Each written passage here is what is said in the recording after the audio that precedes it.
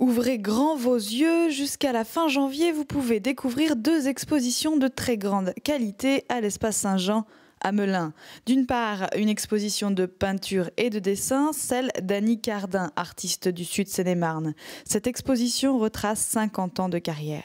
On a fait ça depuis les années 60 jusqu'aux années 2000, quelque chose. Et puis, les dessins sont là un petit peu pour ponctuer et pour expliquer ma démarche. Les dessins étant, vous allez le voir, plutôt très figuratifs et très travaillés, et qui amènent à une expression picturale plus intérieure, plus poétique et moins lisible au premier abord. Sa peinture est pour cet artiste son journal de bord, elle l'accompagne au quotidien. Ses sources d'inspiration sont diverses mais très liées à ses lectures, ses voyages, pour donner toujours un côté poétique à double sens.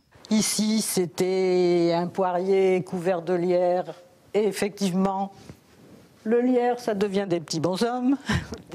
Et puis le dernier, qui fourmille particulièrement, c'était l'automne.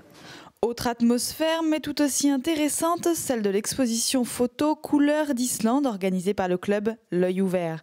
Vous pouvez admirer 75 photographies, toutes plus surprenantes les unes que les autres. Aucune retouche couleur n'a été effectuée, oui, vous entendez bien, les couleurs sont véridiques. Retour sur l'origine de ce voyage. Le contexte de ce voyage, comme tout enfant, je me répète, mais j'ai lu Jules Verne. Jules Verne, c'est les geysers, c'est rentrer sous terre, c'est toutes ces choses-là.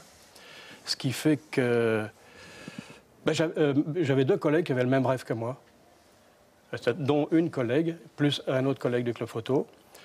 Donc ça a germé, et puis ça a explosé d'un seul coup, tel un geyser en fait. Ces photos sont pleines de vie et très pertinentes. Son souhait le plus cher, c'est que cette exposition vive et que des écoles viennent voir ces clichés qui invitent au voyage. Et si les enfants pouvaient apprendre à aimer voyager, déjà c'est important. Après la photo, s'ils veulent, mais le voyage c'est important. Pour moi, ça a toujours été important le voyage. J'ai commencé à l'âge de 17 ans, j'avais un passeport par mes parents, alors qu'on avait la majorité à 21 ans à l'époque. Mes parents m'avaient offert un passeport à 17 ans, ils m'avaient dit « Tu veux voyager, tu travailles ». Donc je travaillais, je brossais les fromages, je contrôlais le lait. Je cardais les matelas, je refaisais les matelas.